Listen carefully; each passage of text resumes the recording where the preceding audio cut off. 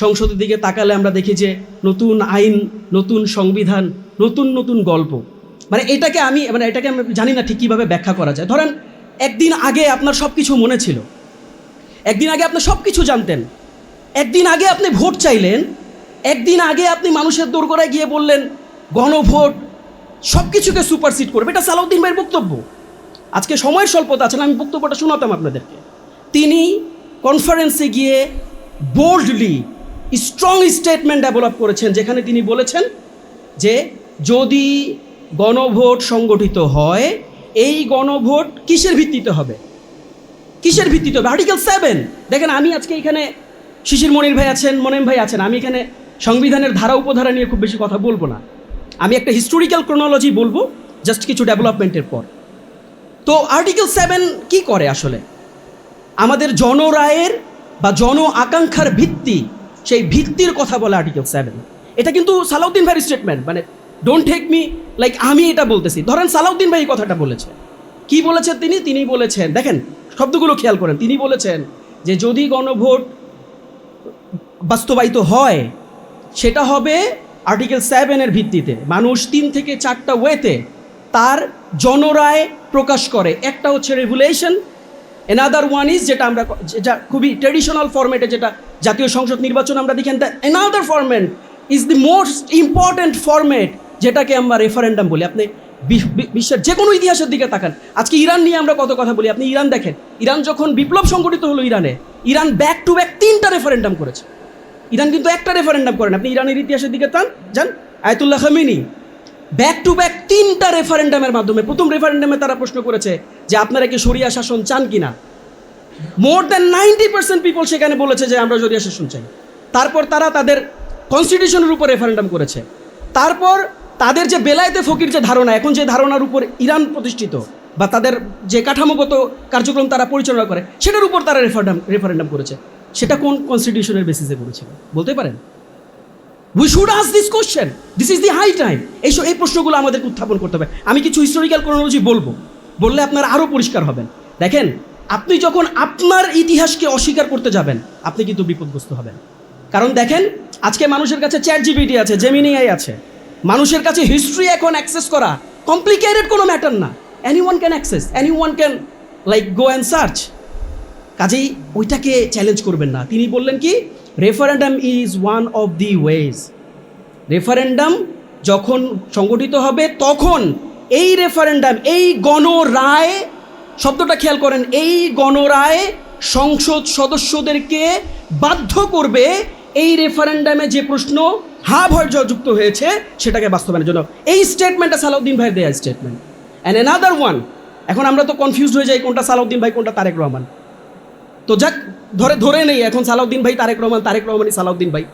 প্রধানমন্ত্রী কি বললেন ওপেন স্পেসে, জনসভায়? দেখেন, জনসভায় যখন আপনি কোনো কথা বললেন, এটা একটা social commitment, you can not deny it. হ্যাঁ, আপনি ডিনাই করতে পারবেন, পরের দিন ঘুম থেকে উঠে আমিও আপনাকে মুনাফিক বলতে পারবো। We do not have any issue, you can deny, very okay. কিন্তু আপনি যদি ডিনাই করেন, আমি যদি আপনাকে মুনাফিক বলি, আপনি কিন্তু আমাকে কিছু করতে পারবেন না। বিকজ আপনার ডিনাইয়ের যদি রাইট থাকে, আপনাকে মুনাফিক বলারও রাইট আছে। কারণ আপনি আগের দিন বলেছেন ইয়েস, পরের দিন বলেছেন নো। কাজে আপনি যদি দ্বিচারিতা করেন, সেই দ্বিচারিতা তো আমাকেও অ্যাড্রেস করতে হবে। আপনারা প্রত্যেকটা মোমেন্টামে দ্বিচারিতা করেছেন। আপনি কি বললেন হুট করেছে? আপনি গতকালকে পার্লামেন্টে সালাউদ্দিন ভাই বললেন 1973 আমি একটু বলি, 1973 7ই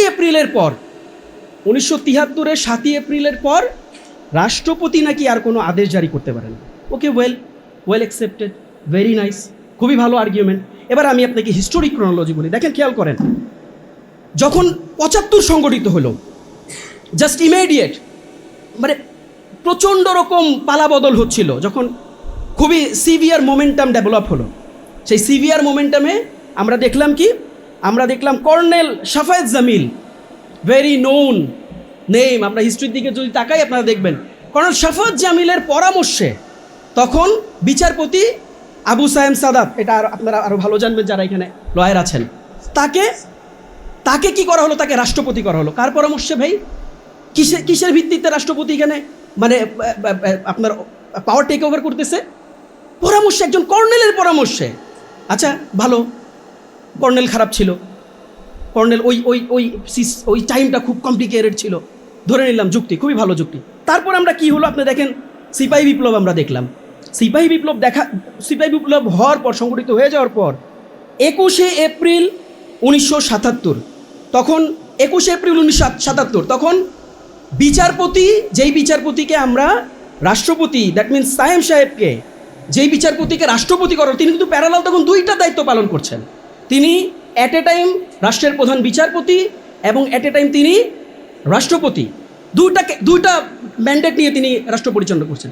ঠিক ওই টাইমে আমরা দেখলাম বিচারপতি সায়েম, দেখেন খেয়াল করেন, ওই টাইমে আমরা দেখলাম বিচারপতি সায়েম তিনি রাষ্ট্রপতির দায়িত্বভার ছেড়ে দিলেন এবং রাষ্ট্রপতির দায়িত্বভার গ্রহণ করলেন শহীদ রাষ্ট্রপতি জিয়াউর রহমান। আমরা তাদের ইন্টেনশনকে কোশ্চেন করছি না, যারা মিডিয়ার বাইরে আছেন আপনারা ফ্রেম করবেন, ইন্টেনশনকে কোশ্চেন করছি না, আমি প্রসেসকে কোশ্চেন করছি। এই যে ক্ষমতার পালাবদল, রাষ্ট্রপতি জিয়াউর রহমান সায়েম সাহেবের কাছ থেকে ক্ষমতা টেক ওভার করে রাষ্ট্রপতি হলেন অন বেসিস অফ হোয়াট? আপনি আমাকে বলেন, সেখানে কোনো নির্বাচন হয়েছে? On basis of what? Process কী ছিল সেখানে? তিনি তো রাষ্ট্রপতি হয়েছেন। এবং খেয়াল করে দেখেন, তিনি রাষ্ট্রপতি হওয়ার পর, কিন্তু উনি রাষ্ট্রপতি হওয়ার পর 1 মে 1977 তিনি গণভোট করেন। 1 মে 1977, তার মানে তিনি আগে রাষ্ট্রপতি হয়েছেন, তারপর এটাকে জাস্টিফাই করেছেন, লেজিটিমাইজ করেছেন কিসের ভিত্তিতে? গণভোটের ভিত্তিতে। কবে? এখন আমি যদি আপনার যদি অ্যাক্টকে যদি আমি কোশ্চেন করি, আপনি আগেও রাষ্ট্রপতি হয়েছেন, অন বেসিস অফ হোয়াট হয়েছেন? আমরা তো আপনার ইন্টেনশনকে কোশ্চেন করছি না। আমরা জানি শহীদ রাষ্ট্রপতি জিয়াউর রহমান বাংলাদেশের জন্য কি করেছেন, আমরা জানি তিনি বহুদলীয় গণতন্ত্রের প্রবক্তা। আমাদের এই সমস্ত জায়গায় কোনো কনফিউশন নাই, এই সমস্ত পয়েন্টে আমাদের কোনো কনফিউশন নাই, কিন্তু আমি জাস্ট প্রসেসকে কোশ্চেন করছেন। তারপর খেয়াল করে দেখেন, তিনি 13 মাস রাষ্ট্রপতি ছিলেন। 13 মাস পর তিনি রাষ্ট্রপতি নিয়ে আবার ভোটের জন্য মানুষের কাছে দ্বারস্থ।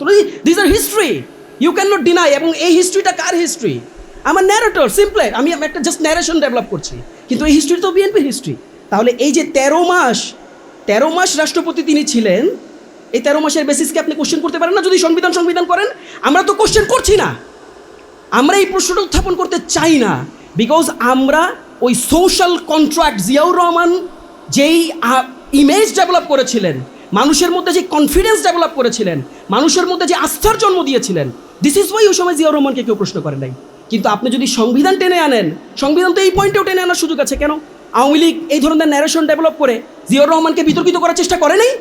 On basis of what? এই কনস্টিটিউশন সামনে রেখেই তো করেছিল, করেছে তো। কাজেই দেখেন, এই কোশ্চেনগুলো কিন্তু আগামীর দিনে উত্থাপিত হবে যদি আপনি অনেক বেশি কনস্টিটিউশন নির্ভর হন। কনস্টিটিউশন সবসময় রেগুলেশন কনস্টিটিউশনকে সুপারসিড করে, সবসময় গণভোট কনস্টিটিউশনকে সুপারসিড করে। ভাই এগুলো শুধুমাত্র ওই 2 যোগ দিলে 4 হয় ভাই, এটা ওই লজিকের উপর যদি আপনি দাঁড়ায় কথা বলতে চান, তাহলে তো many question could be like there, সেই কোশ্চেনগুলো উত্থাপিত হতে পারে। আমি লাস্ট কথাটা বলি, দেখেন তারপর আমরা দেখলাম 1979 সালে আমরা দেখলাম পরবর্তীতে জাতীয় সংসদ নির্বাচিত হলো। এখন আমি আবার আপনাদেরকে প্রশ্ন করি, ধরেন এগুলো যদি কোনোটা কনস্টিটিউশনাল বেসিসের উপর না থাকে, এই যে যতগুলো অ্যাক্ট আমরা দেখছি, যতগুলো পালা বদল আমরা দেখছি, হিস্টোরিক চেঞ্জেসগুলো আমরা দেখছি, এগুলোর যদি আমি ধরে নেই এগুলো কনস্টিটিউশনাল লেজিটিমেসি ছিল না, ধরে নেই এগুলো কনস্টিটিউশনাল কোনো এগ্রিমেন্টের উপর এগুলো হয় নাই, তাহলে আপনি জাতীয় আজকে আপনি আদেশ দিতে পারেন না, অধ্যাদেশ দিতে পারেন না, নানাবিধ প্রশ্ন করছেন না। তাহলে আমরা তো দেখলাম এই পুরো জিয়াউর রহমানের পিরিয়ড, শহীদ রাষ্ট্রপতি জিয়াউর রহমানের পিরিয়ড, আমরা দেখলাম মার্শাল লতে চলেছে। আমি আপনাদেরকে আরেকটা ব্যাপার বলি, এই পুরো ইন্টারিম পিরিয়ড শহীদ রাষ্ট্রপতি জিয়াউর রহমান যখন রাষ্ট্রপতি ক্ষমতা গ্রহণ করেন, তখনও কিন্তু তিনি রাষ্ট্রের সেনাপ্রধান। এটা হিস্ট্রি, তখনও তিনি রাষ্ট্রের সেনাপ্রধান। এখন আমি আপনাকে প্রশ্ন করি যে একজন ব্যক্তি, তিনি কি রাষ্ট্রের সেনাপ্রধান এবং প্যারালালি রাষ্ট্রপতি হতে পারেন? সংবিধান তো বলে হতে পারেন না, কিন্তু আমরা তো সেটা মেনে নিয়েছি এবং আমরা তো সেটাকে এগ্রি করি এবং আমরা তো সেটাকে অ্যাপ্রিসিয়েট করি। We are appreciating this, it's okay. Historical মোমেন্টামে রাষ্ট্রের প্রয়োজনে আপনাকে এটা করতে হয়েছে, তা আমি তো সেটাকে কনস্টিটিউশনাল কোশ্চেনের মধ্যে, ফ্রেমওয়ার্কের মধ্যে ফেলছি না, ফেলার সুযোগ হচ্ছে না তো আমার, আমি তো পাচ্ছি না সেটাকে ফেলতে। তা আপনি তো ফেলছেন, আপনি তো ইন্টায়ার সিস্টেমকে ডিনাই করতেছেন। আপনি যেই ভদ্রলোক রক্ত দিল, যেই রিক্সাওয়ালা তার বুক চেতিয়ে দাঁড়ালো, বিপ্লব সংগঠিত করলো, যেই ছোট ছেলেটা চিঠি লেগে তার মাইকে বলল যে আমাকে রাজপথে নামতে হবে কারণ আমার ভাইয়েরা রাজপথে রক্ত ঝরাচ্ছে, এই ফ্যাসিবাদের পতন আমাকে করতে হবে, ওই ছেলেটাকে আপনি ডিনাই করছেন। Unfortunately this is what we do not want from you. আমরা এই জিনিসটাই আপনার কাছে চাই না, এই জিনিসটাই আমরা আপনাদেরকে ওই জায়গাটা আমরা দেখতে চাই না। বাংলাদেশে বহুদলীয় গণতন্ত্রের প্রবক্তা রাষ্ট্রপতি জিয়াউর রহমান, বাংলাদেশে আপসহীন নেত্রী বেগম খালেদা জিয়া, তাদের সংগ্রাম আমরা উইটনেস করেছি বিগত 16 ইয়ার্স অ্যান্ড তার আগের পরের প্রত্যেকটা মোমেন্টে আমরা দেখেছি তারা রাষ্ট্রের জন্য কাজ করেছে। তারপর কি হলো জানেন? তারপর এই 79 নির্বাচনের পর প্রথম অধিবেশনে, খেয়াল করেন, প্রথম অধিবেশনে শহীদ রাষ্ট্রপতি জিয়াউর রহমান আইন আনলেন। প্রথম অধিবেশনে তিনি এই যে মার্শাল ল জারি ছিল এতদিন, এই মার্শাল লকে তখন উইথড্র করা হলো। খেয়াল করেন, এতদিন এই পুরো প্রক্রিয়া কিন্তু মার্শাল লর উপর জারি হয়েছে। তার মানে মার্শাল ল জারি থাকা অবস্থায়, হিস্ট্রি ক্রোনোলজি কেন ব্যাখ্যা করছি, মার্শাল ল জারি থাকা অবস্থায় আদেশ হয়েছে, মার্শাল ল জারি থাকা অবস্থায় অধ্যাদেশ হয়েছে, মার্শাল ল জারি থাকা অবস্থায় রাষ্ট্রের কাঠামোগত পরিবর্তন হয়েছে। Everything was possible because it has done by শহীদ রাষ্ট্রপতি জিয়াউর রহমান। কিন্তু এটা ডক্টর মোহাম্মদ ইউনূস করেছে বলে এখন আর পসিবল হচ্ছে না। আনফর্চুনেটলি এখন আর পসিবল হচ্ছে না। কাজেই দেখেন, হিস্ট্রিকে কোশ্চেন করলে অনেক হিস্ট্রি আপনার এগেনস্টে চলে যাবে। এই হিস্ট্রিটা কেন বললাম? এই হিস্ট্রিটা কি আমরা জানতাম না? হিস্ট্রিগুলো তো আমরা জেনেছি। হিস্ট্রিগুলো কি বইপত্রে নাই? আমি আপনাকে রেফারেন্স করে দিই, আমি এটা বলেই শেষ করব আমার কথাটা। অনেকগুলো বই, অনেকগুলো, there are many articles, many books. আপনি খুব সহজ করে আমি একটা বই রেফারেন্স দিই, জিয়াউর রহমান আচ্ছাদিত ইতিহাস। আরও যদি পড়তে চান, মুক্তিযুদ্ধ, তারপর একটি নির্দলীয় ইতিহাস, অনেক, there are many books. Go through করেন, দেখেন কি হয়, কি পান, কি হারান। কাজে দেখেন, আমরা এই সরকারকে, আমরা প্রথম দিন থেকে বলেছি, আমি শেষ করে দিব 1 মিনিট, এই সরকারের ব্যাপারে আমাদের স্ট্যান্ড পয়েন্ট কি? এই সরকারের ব্যাপারে আমাদের স্ট্যান্ড পয়েন্ট ছিল ডে ফার্স্ট থেকে, আমরা এই সরকারকে সমালোচনা করব। প্যারালালি আমরা বলেছি এই সরকারকে আমরা সহযোগিতা করব। এই যে সহযোগিতার যে বেসিস, এই সহযোগিতার বেসিস হবে জুলাই।